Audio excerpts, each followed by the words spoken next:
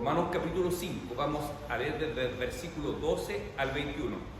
Somos el canal de YouTube de la Iglesia Presbiteriana Divino Redentor de San Fernando y te invito a que te suscribas a nuestro canal y le pongas me gusta a este video. Oremos. Señor, estamos en este día ante ti con una actitud para rogarte bendición para la exposición de tu palabra, que tú abras nuestra mente, nuestros corazones, que tú nos convenzas de pecado, que tú nos corrijas y nos guíes en este culto. Te lo pedimos en el nombre del Señor Jesús. Amén.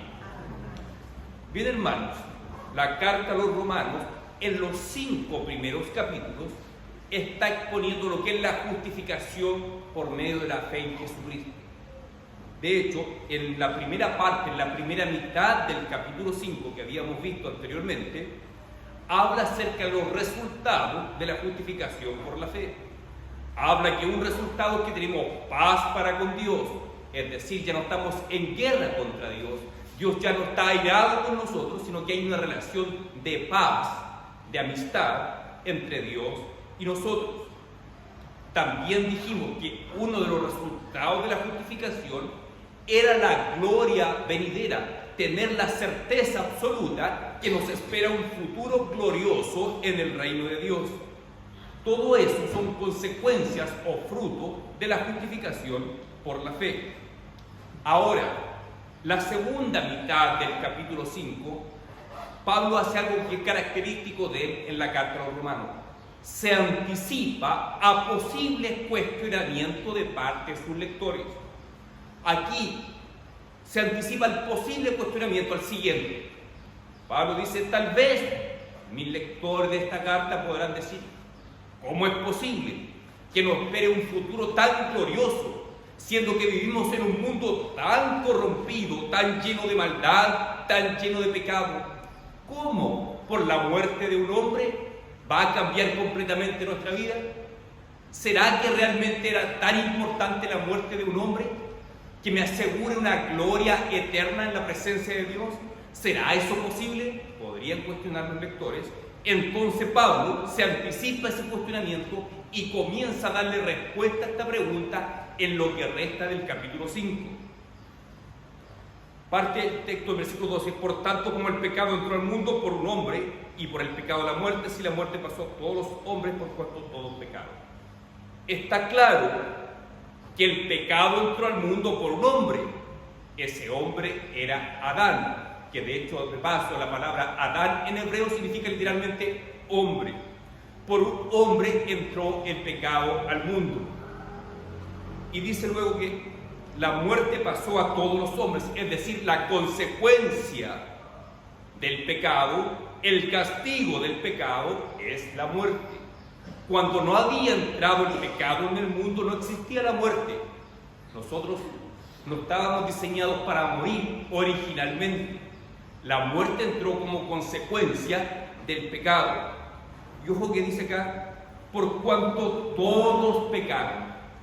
Interesante notar que está hablando en tiempo pasado acá el apóstol Pablo. No está diciendo todos ustedes pecan, todos ustedes son pecadores. No le está hablando de una acción presente, está hablando de una acción pasada. El verbo está en pasado. Todos pecaron. ¿Por qué está en pasado y no en presente?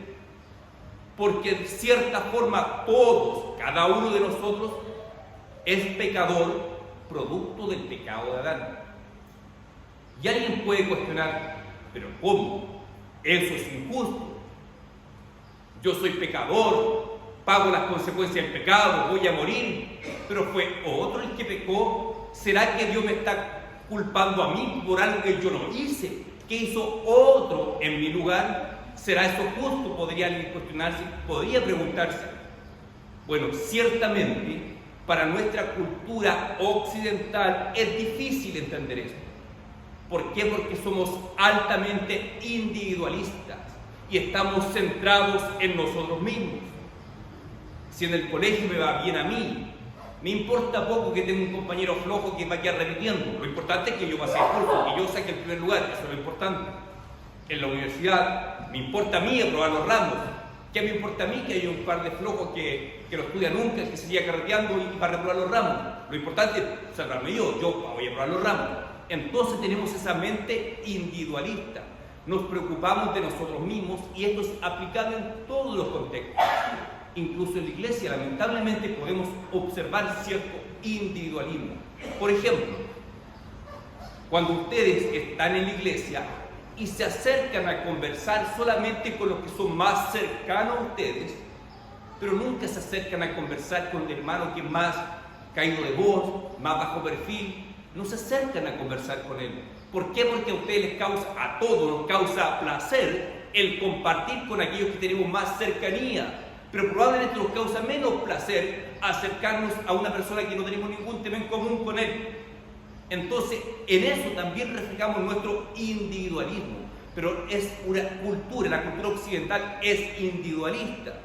Pero las culturas antiguas, en los tiempos bíblicos, no tenían ese pensamiento tan desarrollado como nosotros, sino que tenían más una noción de clan, de casta, de nación, de país. Así que nos digan, uno murió, pecó y yo soy culpable, claro, porque hay una expresión que se utiliza en teología que Adán es el representante federal de la humanidad. La palabra federal es una versión latinizada de la palabra hebrea berit, que significa pacto.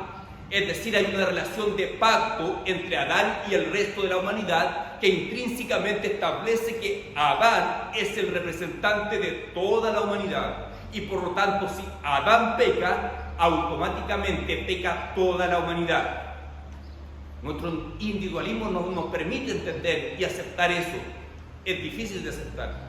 Pero incluso en nuestra sociedad actual vemos también relaciones de pacto.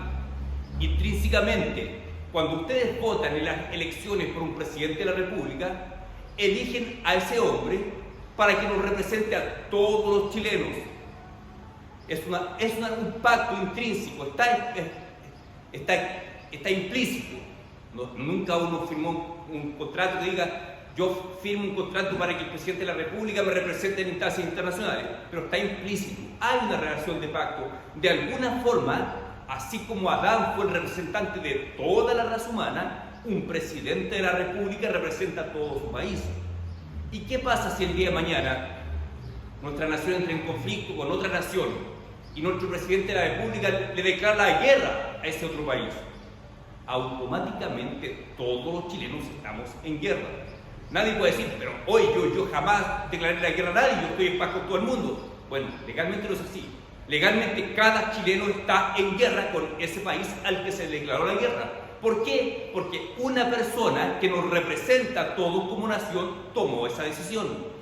Así también Adán representa a toda la humanidad y las actitudes de Adán tienen consecuencias sobre toda la humanidad.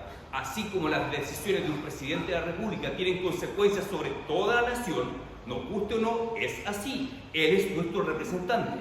En un acto internacional, en un conflicto internacional, lo que diga el presidente nos involucra sí o sí a todos los chilenos. O sea, ahí tenemos un ejemplo claro cómo funciona esta representación federal de un cuerpo más grande, de un grupo más grande de personas. Nos cuesta que así sea, nos cuesta aceptarlo, pero Dios lo estableció así. Y ojo que Adán fue el mejor representante que Dios eligió para la humanidad. Porque alguien puede cuestionar y decir hoy en día, pero Adán fue un pésimo representante, a la primera falló, pecó contra Dios. Y tal vez alguien puede decir, si yo hubiese estado en el lugar de Adán, yo no habría sucumbido ante la tentación. Yo no le habría hecho caso a Eva ni a la serpiente. Yo habría mantenido firme mi decisión de no comer de su fruto. Yo lo habría obedecido a Dios. Yo habría sido mejor que Adán. Bueno, pero cada vez que nosotros pecamos, cada vez que obedecemos un mandamiento de Dios, automáticamente estamos actuando de la misma forma como lo hizo Adán. Así que Adán actuó como actuamos todos nosotros a diario. Así que Adán es un buen representante de la raza humana. Y continúa el texto más abajo, el versículo 15 dice, pero el don no fue como la transgresión, es decir, lo que hizo Adán fue una transgresión, es decir, desobedeció la regla, desobedeció el mandato de Dios, rompió la regla, y eso trajo consecuencias para toda la humanidad. y la verdad más allá de la humanidad. Trajo consecuencias de efecto cósmico, afecta a toda la creación de Dios. La caída de Adán, que leímos recién en la lectura alternada del capítulo 3 de Génesis, trae consecuencias sobre toda la creación, no solamente sobre la raza humana. Por ejemplo, antes de la caída de Adán no habían desastres naturales. Dios no había diseñado la tierra para que hubiesen terremotos, tormentas, sequías, incendios, que caigan meteoritos y estallen contra nuestro planeta. No era el propósito original de Dios. Todo eso vino como consecuencia de la caída. Así que el impacto de la caída de Adán tiene consecuencias cósmicas. Es fuerte. La transgresión de Adán marca profundamente, hace un daño muy fuerte a toda la creación. Fue una transgresión. De aquel uno murieron los muchos, abundaron mucho más los muchos la gracia y el don de Dios por la gracia de un hombre, Jesucristo. Cuando habla este texto de Adán, habla de la transgresión de Adán. Mas cuando habla de Jesucristo, habla del don de Jesucristo, habla de la gracia.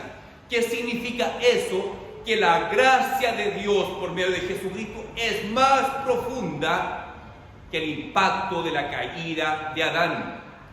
Dios, por medio de Jesucristo, por medio de su gracia, tiene un impacto tan grande que nuestros pecados son perdonados. Tiene un alcance tan profundo, tanto mayor que el pecado de Adán, que hemos pasado de muerte a vida. Según Adán, moríamos, sí, y morimos físicamente y espiritualmente. Mas en Cristo tenemos vida eterna. Incluso la creación misma, dice Romanos más adelante, que aguarda la manifestación gloriosa de los hijos de Dios. Es decir, los efectos de la redención en Cristo tiene efectos cósmicos también. La creación será plenamente restaurada. Es cierto que al día de hoy ya disfrutamos en gran parte de la redención alcanzada por Cristo. El hecho de que tenemos paz para con Dios son beneficios de la redención de Cristo. Somos, dice la Biblia, ya ciudadanos del reino de Dios. Ya disfrutamos en el presente gran parte de lo que Cristo conquistó para nosotros. Tenemos vida eterna, tenemos comunión con Dios, tenemos comunión con los hermanos, tenemos acceso al trono de Dios. Sin embargo, hay aspectos que aún no se alcanzan a cumplir, que se alcanzará en la consumación de todas las cosas con la segunda venida de Cristo.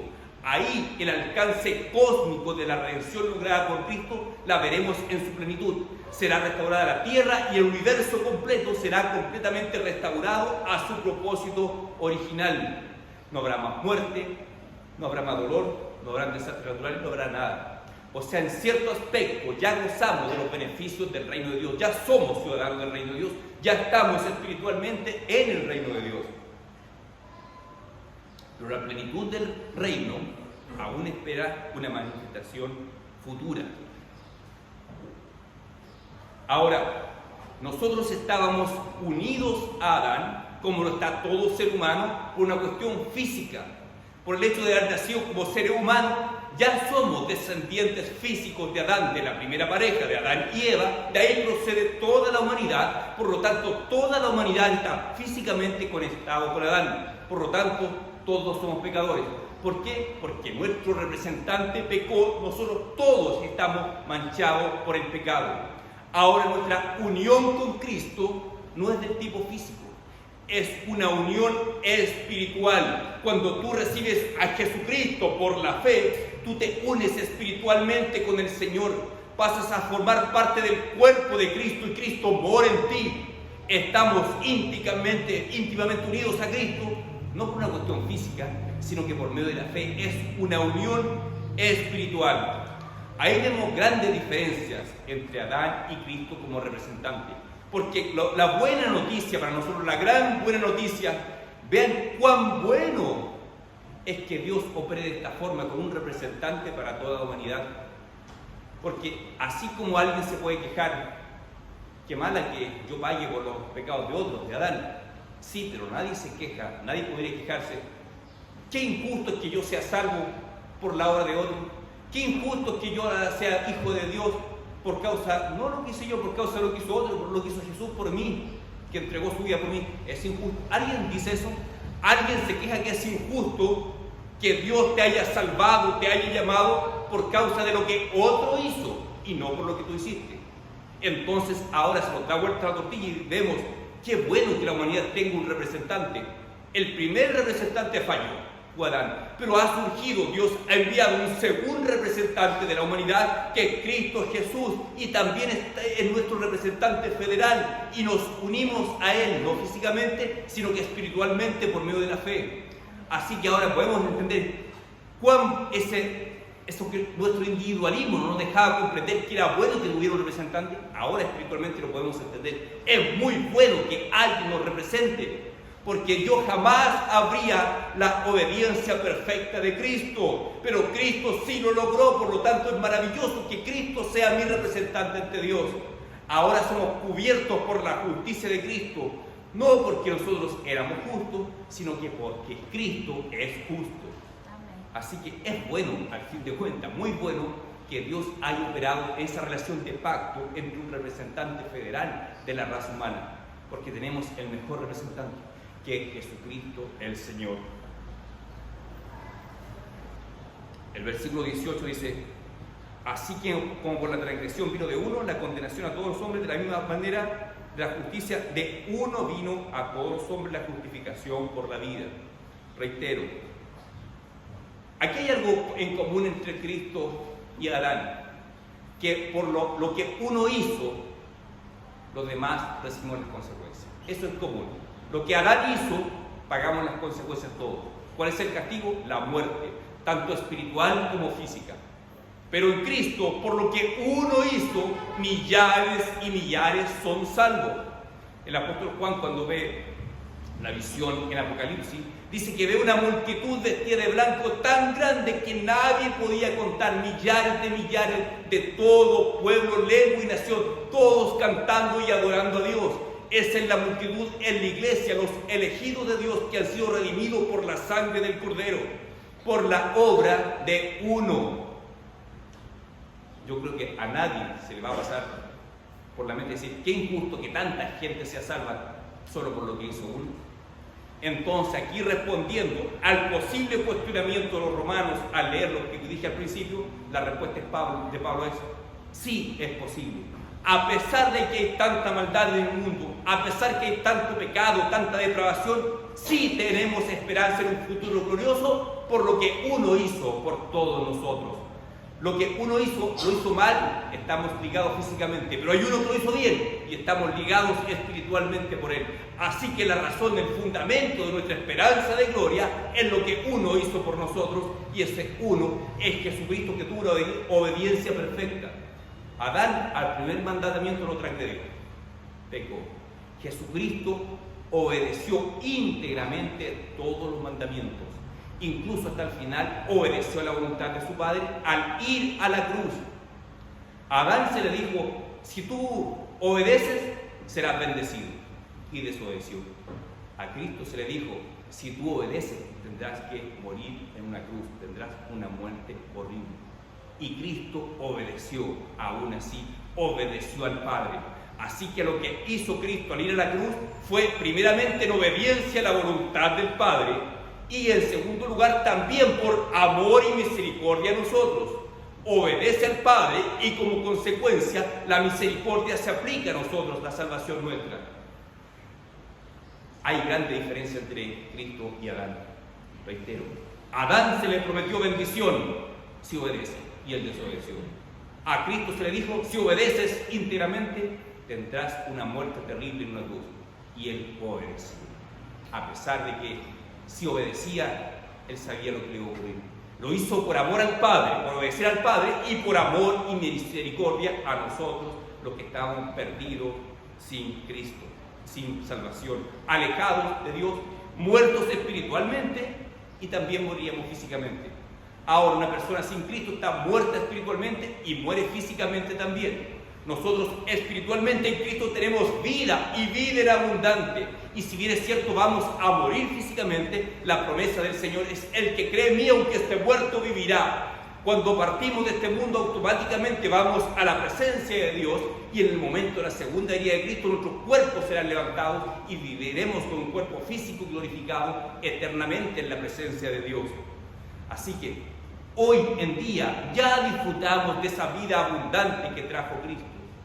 Cuando estábamos en Adán, solamente experimentábamos muerte en todo sentido. En Cristo experimentamos vida. A pesar de que alguien puede estar pasándola mal, angustiado y diga, ¿qué clase de vida hay en mí? Bueno, el Señor Jesucristo dijo, yo les doy vida y vida en abundancia. Esa vida en abundancia no apunta solamente al futuro glorioso, también apunta al presente. Es abundante porque es abundante el hecho de que tengamos comunión con Dios, que podamos orar, clamar a Él y experimentar la respuesta a las oraciones de Dios. Eso ya es vida abundante, vida de la que cualquier persona no disfruta.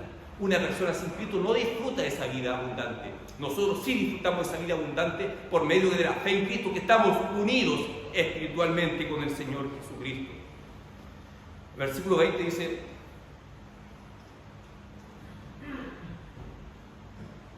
pero la ley se introdujo para que el pecado abundase. Y anteriormente en el versículo 13 decía, pues antes de la ley había pecado en el mundo, pero donde no hay ley no se inculpa el pecado. No está diciendo el texto que antes de Moisés, que antes de la ley no hubiese pecado. Por supuesto que hay pecado desde la caída de Adán en adelante. Desde Adán a Moisés ciertamente había pecado tanto como hoy en día. Pero ¿por qué dice que se introdujo para que el pecado abundase? Lo que pasa es que cuando se introdujo la ley escrita de Dios, entonces hizo más evidente el pecado de la humanidad. Ya había pecado, pero al ver una ley escrita, ahora se hace más evidente el pecado. Hay menos excusa por el pecado, a pesar de que antes que existiese la ley, la humanidad ya no tenía excusa, porque el propio Pablo dice en Romanos capítulo 2 que hay una conciencia interior que nos da testimonio de la existencia de Dios, que nos indica lo que está bien y está mal. Así que en ningún caso el ser humano tiene excusa por el pecado. Pero cuando vino la ley, abundó, no en el sentido que hubiese más pecado, sino que abundó, que la ley denunció con nombre y apellido lo que a Dios le desagrada, que es el pecado. Pero cuando el pecado abundó la gracia. La gracia comenzó a operar no solamente a partir de la venida de Cristo. Cuando Adán cae, peca, Dios sale en busca de Adán. Adán no lo merecía. Ahí vemos ya la gracia de Dios obrando en Adán. Cuando le llama y dice, ¿dónde estás, Adán? ¿Qué has hecho, Adán? Es Dios quien sale amorosamente como un padre buscando a su hijo. Ahí vemos la gracia de Dios. El hecho que a pesar de que Adán había pecado, Dios sale en busca de Adán y de Eva. Y les pregunta qué han hecho. Ahí vemos la gracia de Dios operando.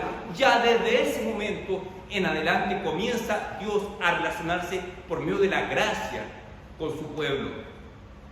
Ahora esta gracia alcanzó su mayor expresión con la venida del Señor Jesucristo, quien llevó a cabo la redención, quien invirtió el efecto trágico del pecado de Adán. Ahí, en la persona de Cristo, al llevar a cabo la redención, es la máxima expresión de la gracia de Dios. Gracia a la cual tenemos acceso, ustedes saben, por medio de la fe. Después, para que así como el pecado reinó para muerte, también la gracia reine para justicia, para vida eterna, mediante Jesucristo.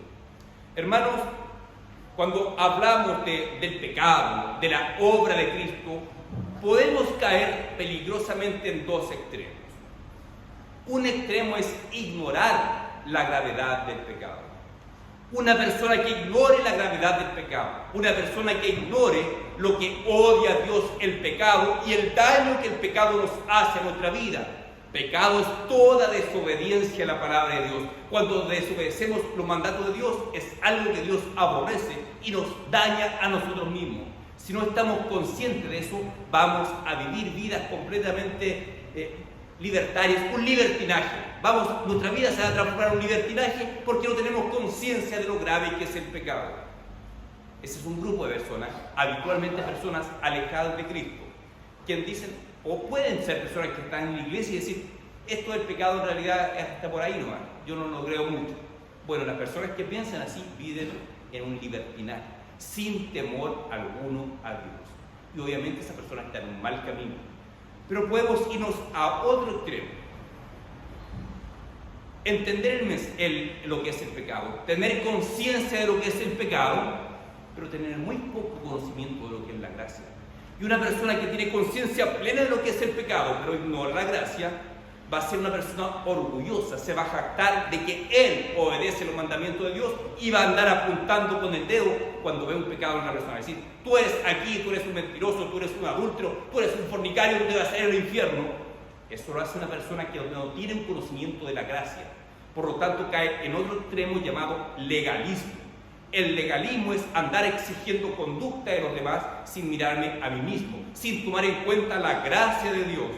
Por lo tanto, un correcto entendimiento del Evangelio involucra esos dos aspectos. Tener conciencia de la gravedad del pecado, pero tener también conciencia de la gracia de Dios.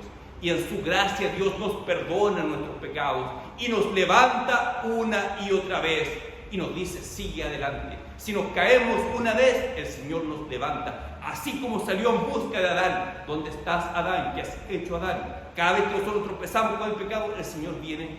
¿Dónde estás? ¿Qué has hecho? Y nos da aliento, nos levantamos. O sea, un entendimiento equilibrado del Evangelio tiene que tener, por una parte, un entendimiento de la gravedad del pecado, pero no descuidar lo que es la gracia de Dios.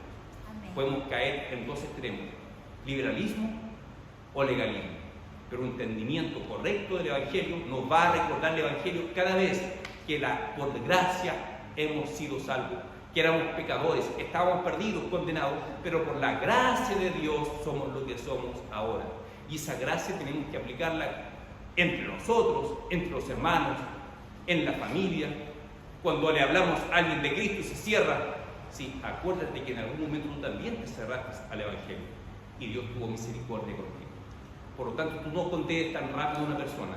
Recuerda que tú también fuiste así en algún momento. Hoy que hay hermanos en la iglesia que les cuesta tanto crecer espiritualmente, parece que están siempre estancados, parece que no crecen nunca. Uno los hace orar y repite siempre la misma palabra.